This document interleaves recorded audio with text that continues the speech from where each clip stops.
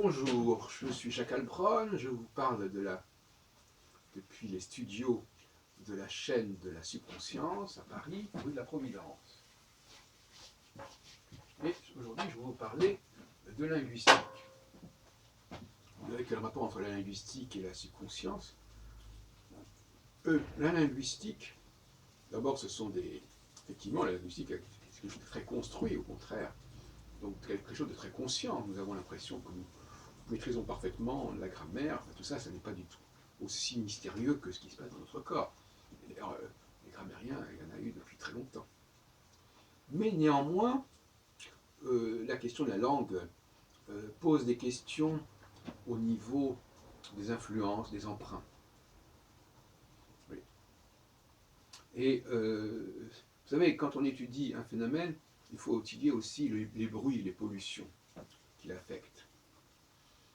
Et ces pollutions, elles sont généralement de l'ordre du conscient. Et donc il y a une dialectique entre le conscient et le subconscient, et il y a même une sorte de comment dirais-je, de tension entre ces deux plans. Alors, ce dont je voudrais vous parler aujourd'hui, c'est de l'influence du français sur l'anglais et l'allemand au niveau de la formation des verbes. C'est une influence qui est en quelque sorte subconsciente dans la mesure où il s'est instauré cette espèce d'influence, justement. Je ne suis même pas sûr que les anglophones ou les germanophones soient conscients de cette influence du français. C'est dans ce sens-là que je voudrais en parler.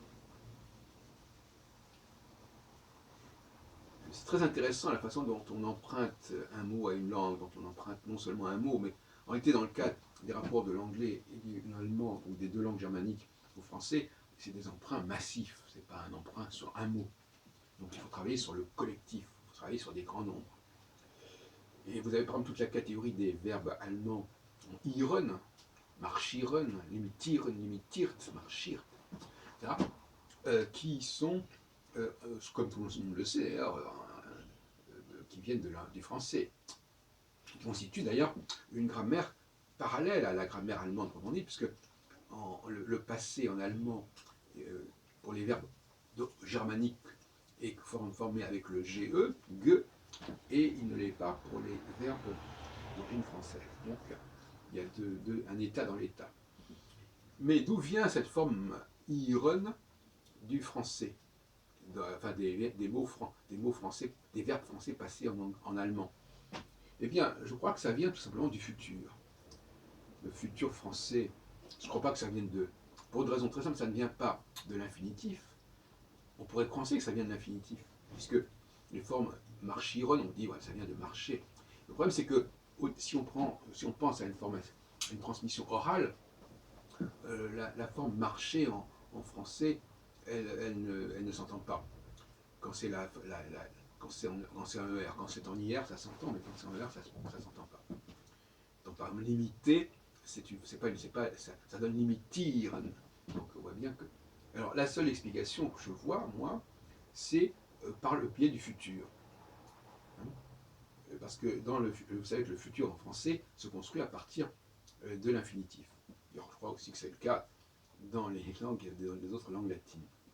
Et donc, quand on dit nous limiterons, quelqu'un qui ne connaît pas bien la langue française va penser que le verbe, que la personne ne parle pas au futur, mais qu'il parle au présent. Donc, elle va penser que limiter, c'est déjà du présent. Et donc, elle va faire une confusion, d'où limitieren. Donc, voyez-vous, on peut reconstruire l'histoire de perturbation dans une langue par ce genre de logique.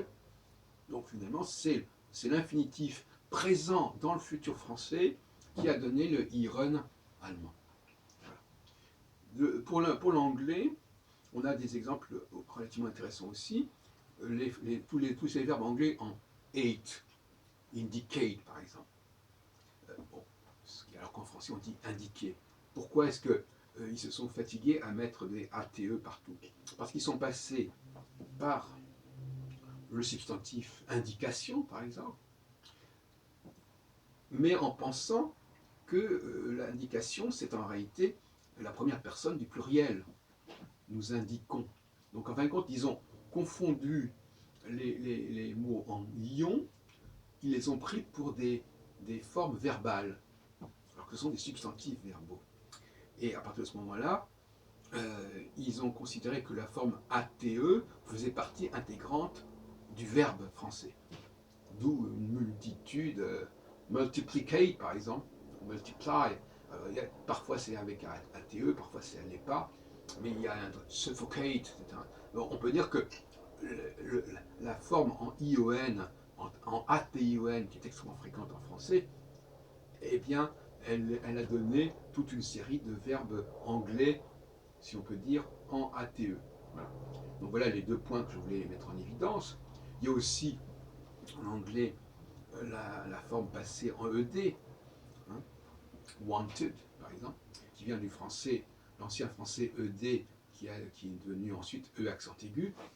Donc on est là dans une influence très ancienne. Rappelons que l'influence du français sur l'anglais remonte plutôt au XIe siècle, mais probablement bien avant d'ailleurs.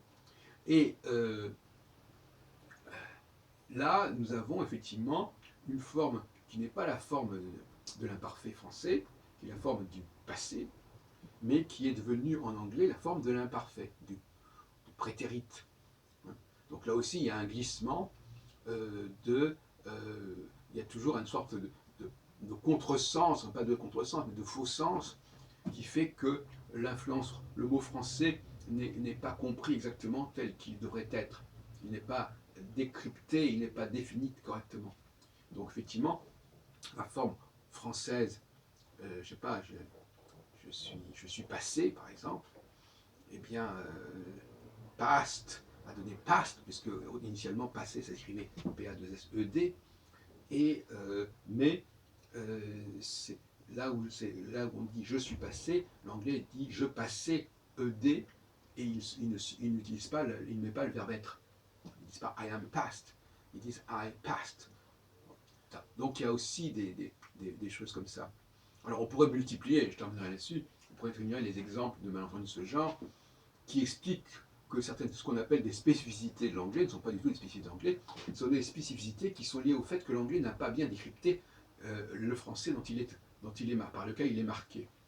Par exemple, on peut penser que le fait que le verbe anglais soit neutre, enfin je veux dire, ne change pas, ne se décline pas, est probablement dû au français.